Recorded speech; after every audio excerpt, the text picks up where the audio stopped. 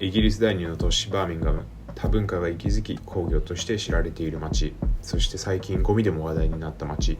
SNS をはじめネットでは街中の各所でゴミ袋が山積みされた写真やゴミで道が塞がれている写真が溢れており、住民たちの怒りが確認できます。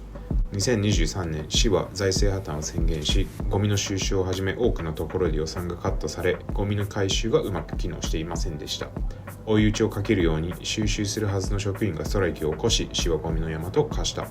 現在、ゴミの問題は落ち着いてきているとは言われているものの、実際どんなもんか見に行くことにしました。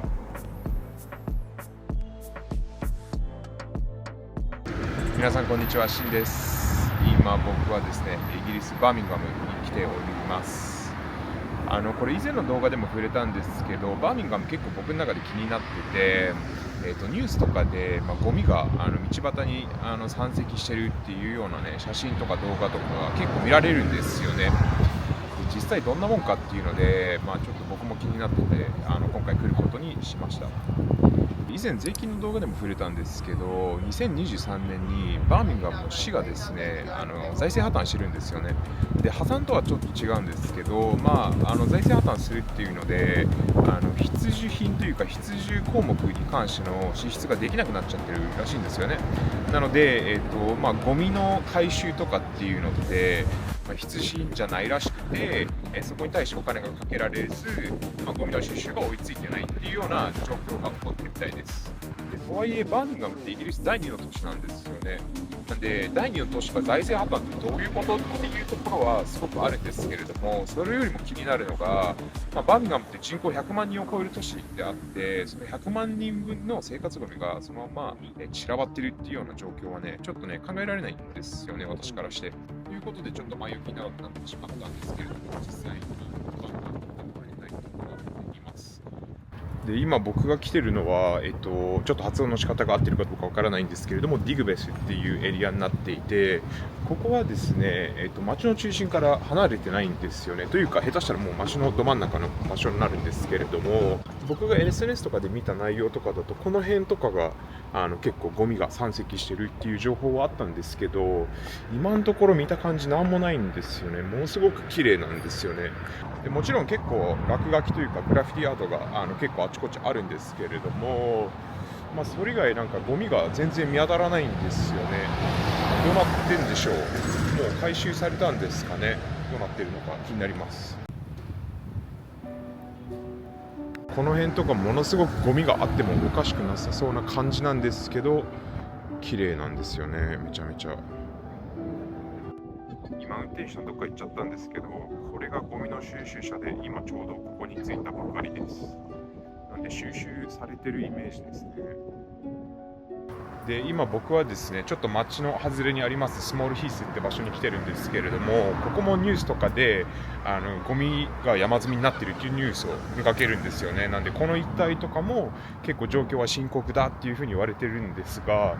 今見て回ってる感じですね、あんまそんな気はしてないですね。ゴミはね、確かにね溜まってるんですけど、なんかただまだ回収に来てないだけっていうような状況ですね。山積みとはちょっとまた違います。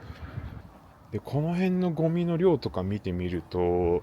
なんとなく2、3日、下手したら1週間分のゴミが溜まっていて、まだ回収されてないっていうイメージはあるんですけど、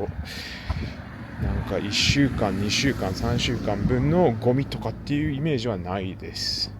バーミンガムはですね、不法投棄に悩まされてるんですね。過去1年間、直近のデータなんですけれども、報告されている件数が2万5000とあります。これはですね、イギリス全土で見たときに不法投棄の件数が最も多いところになるんですよね。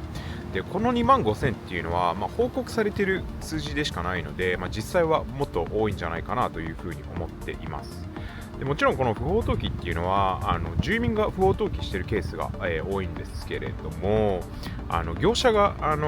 不法投棄をしているケースもあるみたいでですね、結構状況は深刻だと私は理解しています。じゃあなんで不法投棄するのかっていうと、もちろん今そのゴミ問題で、いろいろ荒れている中で、それに便乗して、不法投棄をしてしまうっていうようなケースも、あると理解していて、それにプラスして、粗大ゴミって市にこうお願いして回収してもらうケースがあるんですよね。で、それやりやすいかやりやすくないかっていうのが、また市によって変わってるらしくてですね、バーミンガムの場合はものすごくやりにくいっていうので、みんなそこで不法投棄をしてしまっているっていうふうに私は、聞いています。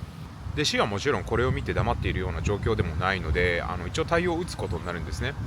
何をしたのかっていうと、街の各場所にですね、AI 搭載の監視カメラを設置しました。AI 搭載のところがちょっと僕は理解できてないんですけれども、このカメラを設置したことにより、不法投棄の件数っていうのが 80% 以上も減ったみたいです。なので効果があるのかないのかでいうと効果はあったみたいで、実際私も街回って、何回もこの動画で多分言ってると思うんですけれども、綺麗なんですよね。日本のスタンダードの綺麗って言っちゃうとちょっと語弊があっちゃうんですけど、イギリスのスタンダード言うと綺麗な方だと私は思いますし、写真とか、ネットにある動画とか見ると、もうそれこそなんか布団とかマットレスとかが乱暴になんかこうガサツに置いてあるっていうような感じなんですけど、そんなのとかも全然なくてですね、全然綺麗な気はします。画面中央に白いの、あれ監視カメラですよね。多分1台あって、こっちにもねもう1台あるんですよ。なんで不法投棄を、監視してるんじゃないかなと思うんですけど、これだけ見ると綺麗ではあります。市は限られた予算の中で最善を尽くしていると言っている一方、住民は見捨てられていると感じているようです。その間を縫うように地域の団体やボランティアが市の仕事を肩代わりしているのが現状です。ではどこにお金が使われているのでしょうか。市は現在福祉サービスなどの必須項目に資金をつぎ込んでおり、その結果非義務的とされるゴミ収集、街の清掃などにおける予算の削減が起こっています。で今私はですね、先ほどいた、スモールヒースから歩いて30分ぐらいの場所にある、スパークヒルってところに向かっていて、このスパークヒルってところもですね、結構そのゴミが山積みになってるっていうので、話題になった場所なんですよね。で今後ろ見えてるかどうかわかんないんですけど、全体的に見てそのゴミが山積みになってるなとかっていうのは全然なくてですね、それなりに回収は来てるんだろうなっていうような、印象は伺えます。なんですけど、ちょっと注意深く見ているとですね、ゴミがあちこちに散乱しているなっていうような、イメージというか、感想はあります。で現在バーミンガムの財政赤字っていうのが3億ポンドに上るっていうふうに言われていて、まさに今回ご紹介している、このゴミの収集における支出がかなり限定的になっちゃってるんですよね。でそれ以外にもですね、この市というのはいろいろなところで予算の削減っていうのをしていて、例えばその街灯の明かりを少し暗くしてですね、電気代をちょっと減らすだったり、あとはその芸術だったり、観光業における支出も、大幅に削減しているとのことなんですよね。でそれよりも心配なのが、その予算削減の一環として、警察官への予算の支出っていうのを減らしているそうなんですよね。これつまりは、警察官が、物理的に減ってるっていうような、お話になるんですよね。でバーミンガムってもともとイギリスの中では、治安が一番悪い、大都市だっていうふうに言われていて、実際にその犯罪の件数を見るとですね、群を抜いてトップなんですよね。でそういう中で警察官がさらに減ってしまうと、ちょっとねよろしくないんじゃないかなというふうには思います。なんですけど、一旦はその警察官のスタッフの数っていうのが減っているがゆえ犯罪件数が上がったっていうデータは僕は見つけられなかったんですよね。なので一旦は問題はないんじゃないかなというふうに、思います。今ね夏場なんで、日照時間が長くてですね、日没がだいたい午後9時半とかなんですよね。なんでまだいいんですけど、これが冬場になるともうそれこそその日没って午後の3時半とかになるんで、相当物騒なことになってるんじゃないかなという気はしています。もしバーミンガム在住の方がいればぜひ、状況というか、私の理解が間違ってたら教えていただきたいなと思います。でそんな中気になるニュースっていうのも見つかっているんですけれども、財政破綻をしているのにもかかわらず、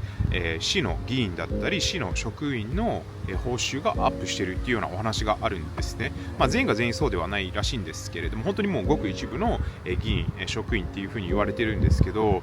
状況が状況だけにアップしてるってね、ちょっととてもじゃないですけれどもアグリはできないんですよね。ただ政府の見方をするのであれば、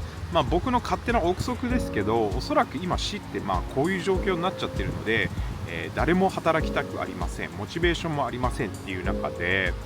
じゃあどうやってモチベーションを上げられるのかっっていった時に、報酬アップすれば、そこに対してのモチベーションが上がるのではないかっていうので、上げてる可能性もあるんじゃないかなと思います。で現に私今スパークヒルに着いたんですけれども、見て歩いて回った感じね、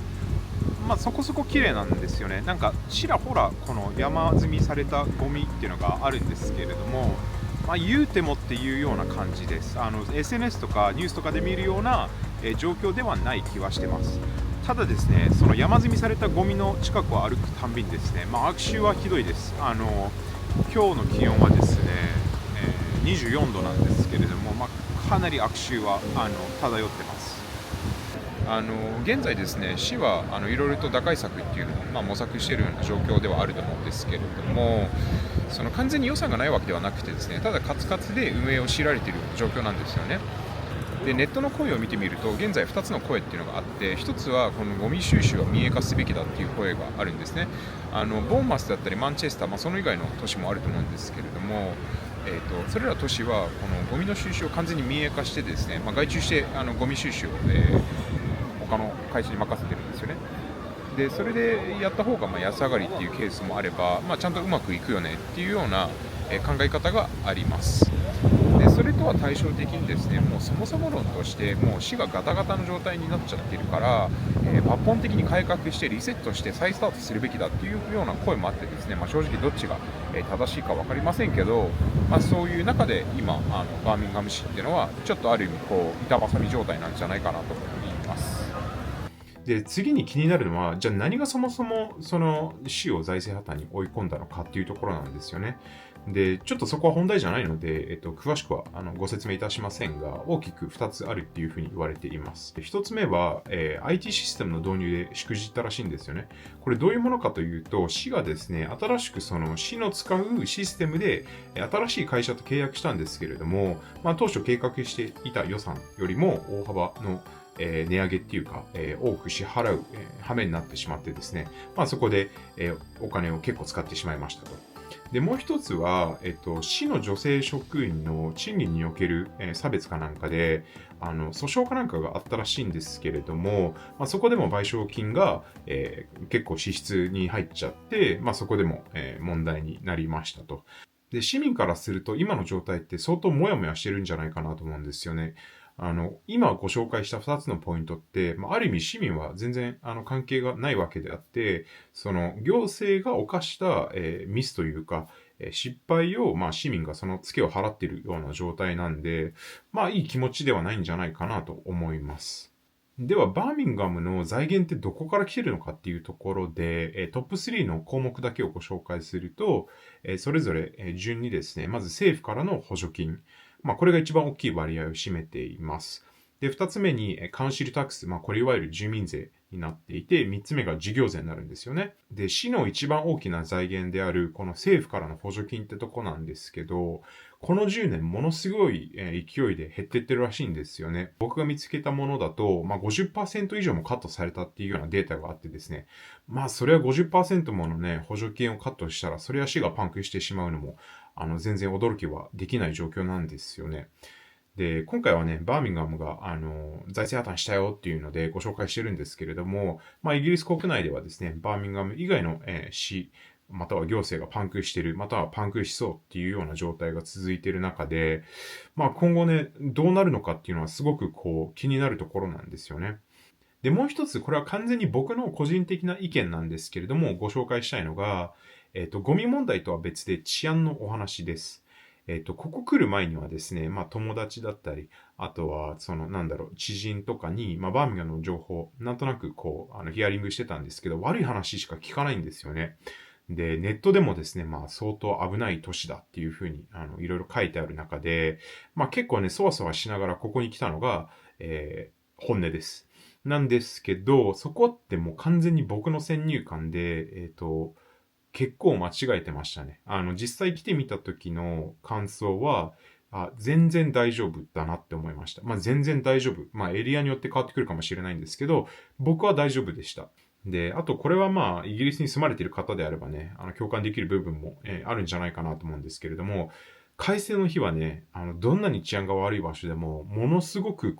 和やかに見えるんですよね。で、今日もね、和やかな感じに見えました。